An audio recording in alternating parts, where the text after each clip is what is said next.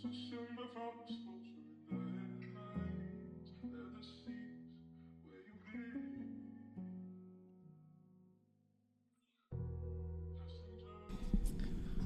good, everybody? Welcome back to another video. It's your boy. We are currently in the day 12 process of Wednesday.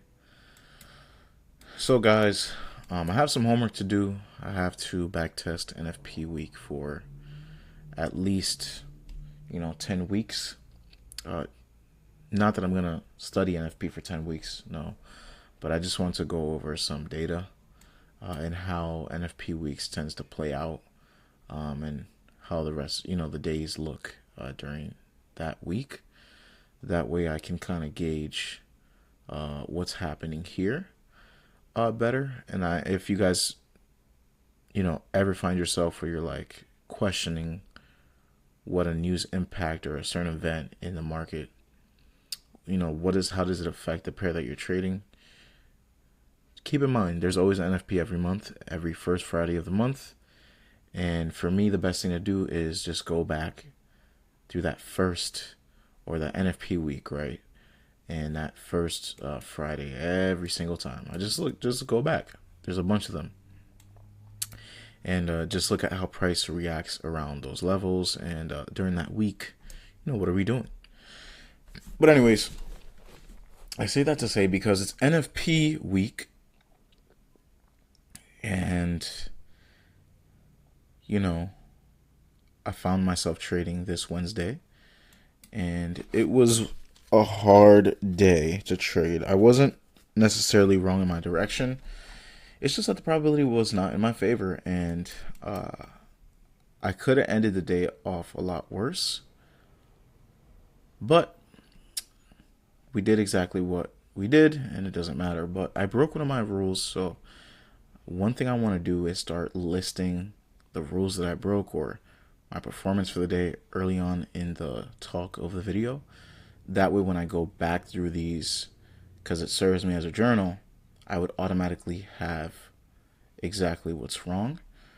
I still have that highlight in my comment section, so if you guys want to see like what the video entails and what the scope of the discussion is for the day, you guys could always look at the comment section, and I write down the highlights for this specific video and what we talked about. So it's always good to just look at it real quick, briefly, before you even start the video, just so you guys can gauge if it's going to be a useful video for you guys or not. But for me, these are all helpful because it is my journey. It's what I'm going through, and I have to go through this information. Yesterday I spent all last night just revisiting my journal that I have like 2 years of information in there, and just updates of my life as well there. So I was just going back through it and just reading through it, and there was a lot of insightful things to keep my mind aware of. So let's talk about today though. This morning I woke up with the inclination to want to see price go lower.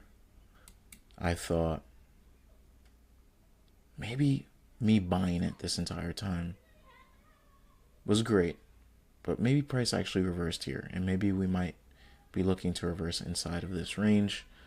So I woke up with that idea in mind because of one single component, and it was because of NASDAQ on the CFDs. I always used to use this as a parameter or a barometer, you can say, to see whether a imbalance is filled or not. And in this case, on the CFDs, they filled this imbalance, this daily imbalance. But when you go to the actual NQ, there is no entire fill on that. And so if you're just looking at it from here, you're going to say, well, consequent encouragement wasn't hit. Consequent encroachment, sorry guys, I want to fix that.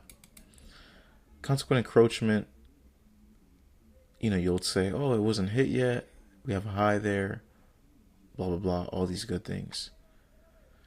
But when you go to the CFD, you guys see this. And this is all just imbalance gets filled in. Then we have price go lower, respect the consequent encroachment. And they don't pass that. and they just have the bodies closed there and they go lower. So for me, I'm automatically thinking, hey, where is the sell side liquidity where we can reach? First target that comes into mind is this sell side liquidity here. This also looks like a market maker sell model for me. So going in the market with that idea as well. This is our bearish order block. So for us, we can use that consequent encroachment of this wick and have price reject off that and possibly see price carry off through here. If I'm being honest, I would like to see them take price significantly lower, like maybe within one candle take all of this liquidity during NFP. So just like a straight swoosh, you know, and they'll take these lows out because that's what makes the most sense right now. And then have them target this in here as well as this down close candle here. And so I want to also go over how NFP candles affect price action and things that you can see happen all the time. So NFP candles for me are pity arrays. I don't know if you've ever explored that curiosity, but I will help you guys explore it today. We have this Friday here. This is our NFP in this range. Look how price comes in there, respects the range of the candle, and then we gap down and we open up. Let's take a closer look at another NFP candle. And remember, it's always the first Friday of every month, so I don't even have to go onto the calendar or anything. I can just see how price reacts around these levels. This is another NFP candle. Check it out. Look how price is when we get back in here. We stop this candle here. We close, go lower, but look at all these wicks respecting that. Boom, we come back through it. We respect it again. Here, respect it again. Look where the lows formed. So let's look for another one just for complete sake. And as you guys can see, we have another one up here. And this is the first Friday of July. And as you guys can see how price respects this here, sell side and buy side of it. If I go anywhere further behind, like this one's another one, you guys can see how price is respecting that right there. This is another one. We have Friday of the August. This is the most recent one, but look how price respects this clearly. We see the respect there, very precise. They came all the way back down to this specific NFP candle, and I bet you there's probably one in this range. So there's that one, and then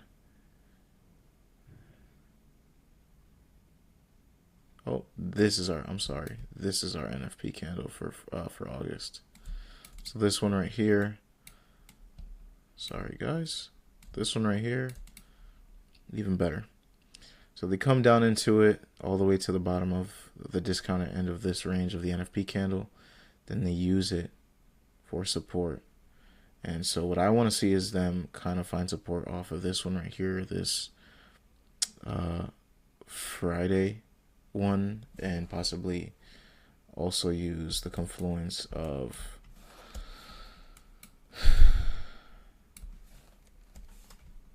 these lows right here as well. So I'm looking for that to occur. And if it goes any lower, we'll draw up the rest of the ones that are in that range. Remember, we cut through candles, so that shouldn't surprise you that we're using previous candles all the way from previous months. So yeah, I'm looking for that. So I was looking for that. So in mind, I had a lot of bearishness coming in this morning. And I was trying to see them take price lower, but I'm going to start off with the opening. Let me see real quick.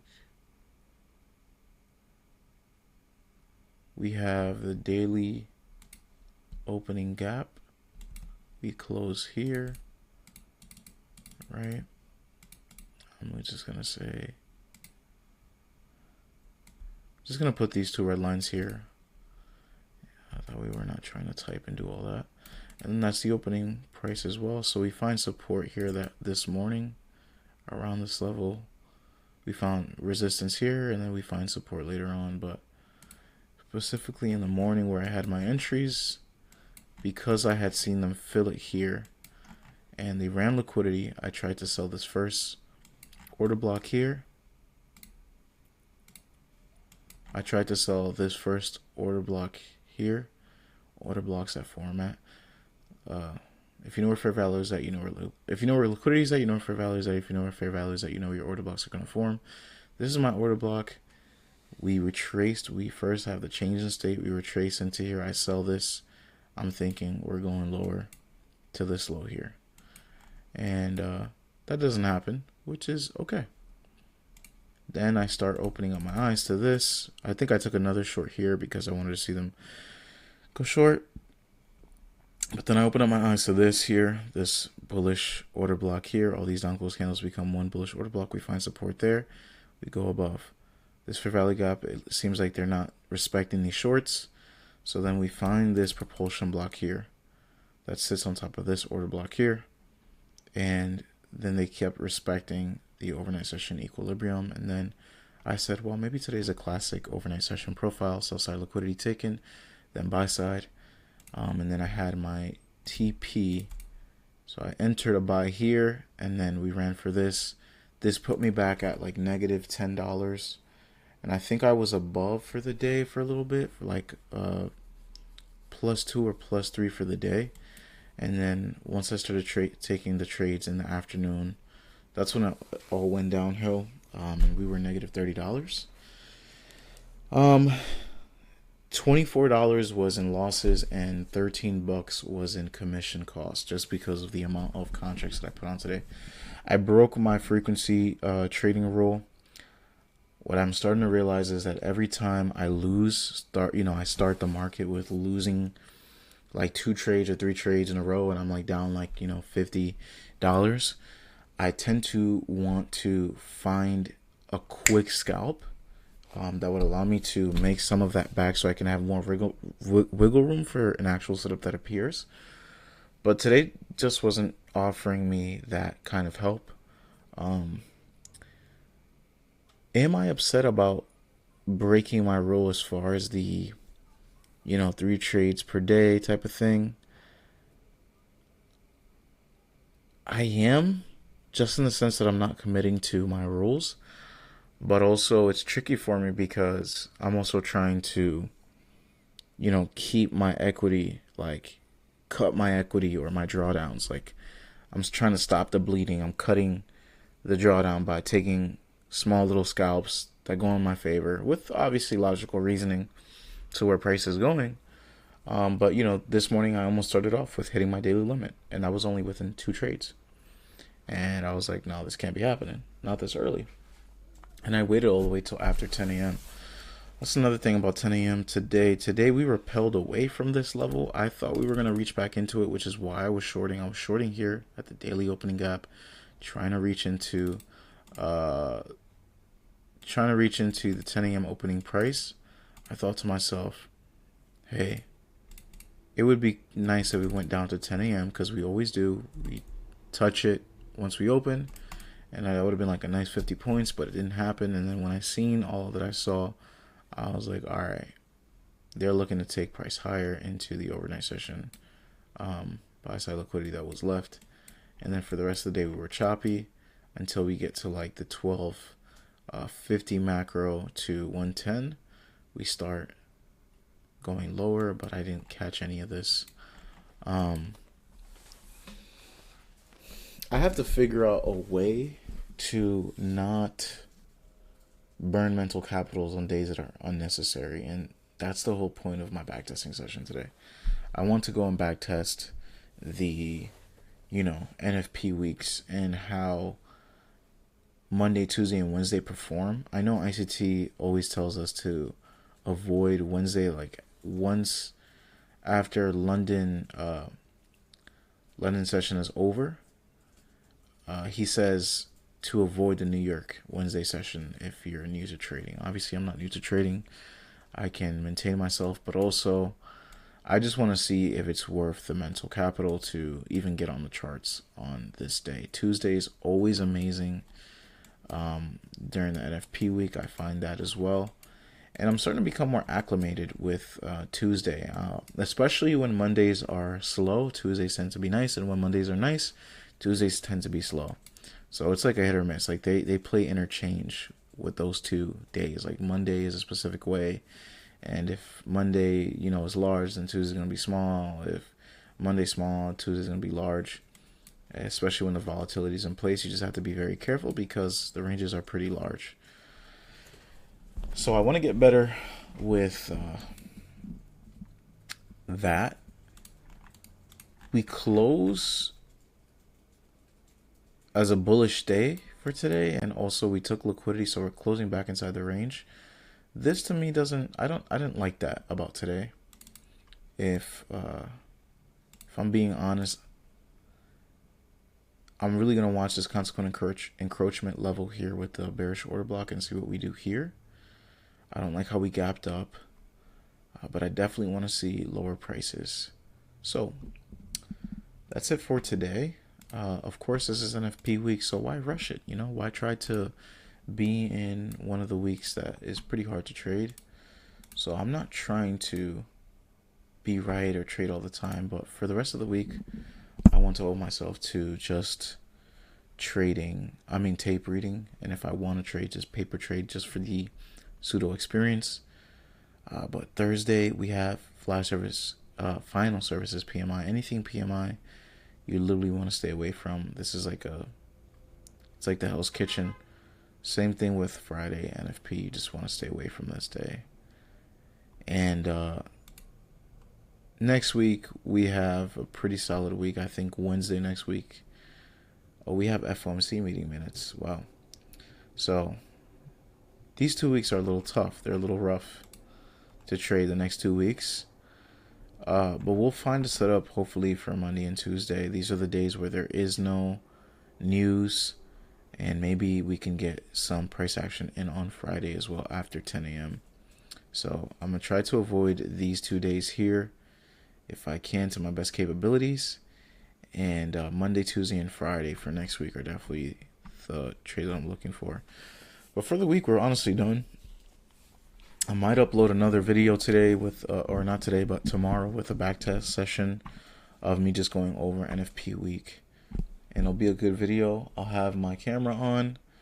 It'll be a little edited and a little more, more of a case study. That way it's more organized, and that way you guys can enjoy the content and it's not just me talking. And to be honest, I don't want to talk at all in it. But I still want to create a case study that would be feasible for you guys to look at. Thank you guys.